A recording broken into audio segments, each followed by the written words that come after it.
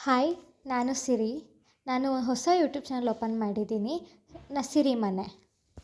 ಮೊದಲು ಸ್ಟವ್ ಹಚ್ಚಿ ಅದರ ಮೇಲೆ ಬಾಣಲೆ ಇಟ್ಟು ಅದಕ್ಕೆ ತುಪ್ಪದ ಬದಲು ಬೆಣ್ಣೆ ಹಾಕಿ ಬೆಣ್ಣೆ ಹಾಕಿದ ಬಾಣಲೆಗೆ ಡ್ರೈ ಫ್ರೂಟ್ಸ್ನ ಚೆನ್ನಾಗಿ ಹುರ್ಕೋಬೇಕು.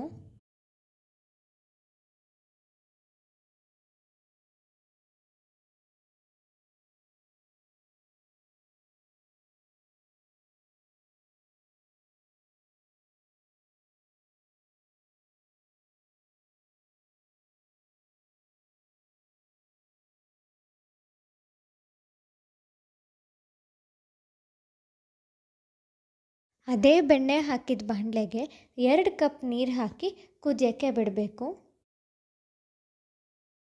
ಈಗ ನೀರು ಕುದೀತಿದೆ.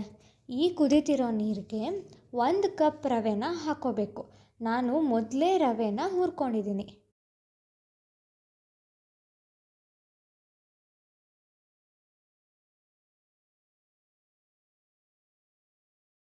ಈಗ ನಾನು ಸ್ವಲ್ಪ ಹೊತ್ತು ರವೆನ ಮುಚ್ಚಿಟ್ಟಿದ್ದೆ ಬೇಯೋ ತನಕ. ಈಗ ಬೆಂದಿದೆ. ಇದಕ್ಕೆ ನಾನು ಆರ್ಗ್ಯಾನಿಕ್ ಸಕ್ಕರೆನ ಯೂಸ್ ಮಾಡ್ತಾಯಿದ್ದೀನಿ.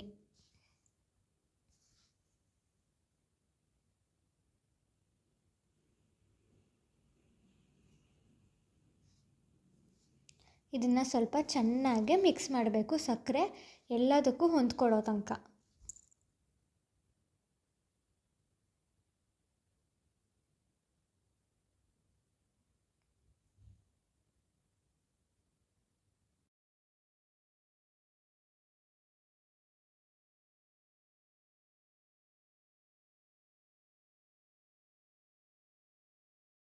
ನೋಡಿ, ಸಕ್ಕರೆ ಈಗ ಚೆನ್ನಾಗಿ ಮಿಕ್ಸ್ ಆಗಿದೆ.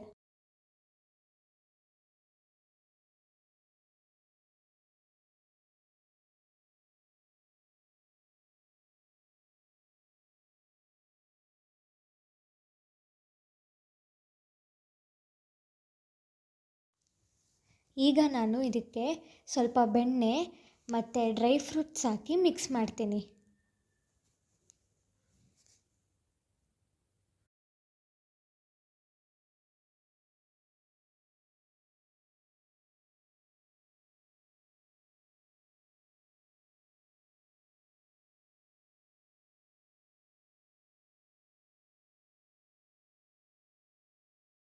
ಕೇಸರಿಬಾತ್ ಅಂತೂ ಈಗ ರೆಡಿಯಾಗಿದೆ.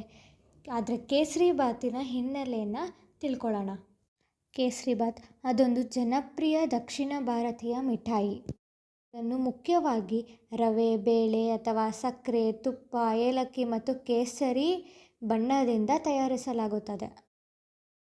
ಕೇಸರಿ ಅದು ಸ್ಯಾಫ್ರಾನ್ ಎಂಬ ಪದದಿಂದ ಬಂದಿದೆ. ಹಿಂದಿನ ಕಾಲದಲ್ಲಿ ಇದನ್ನು ದೇವಸ್ಥಾನಗಳಲ್ಲಿ ಇದನ್ನು ಕೊಡ್ತಿದ್ರು. ಉಡುಪಿ ಹೋಟೆಲ್ನಲ್ಲಿ ಇದು ತುಂಬ ಪ್ರಸಿದ್ಧವಾಗಿದೆ. ಈ ಕೇಸರಿಬಾತನ್ನು ಯುಗಾದಿ, ವಿಜಯದಶಮಿ, ಆಯುಧ ಪೂಜೆ ಇನ್ನು ತುಂಬ ಹಬ್ಬಗಳಲ್ಲಿ ನಾವು ಕೇಸರಿಬಾತನ್ನು ಮಾಡ್ತೀವಿ. ಧನ್ಯವಾದಗಳು.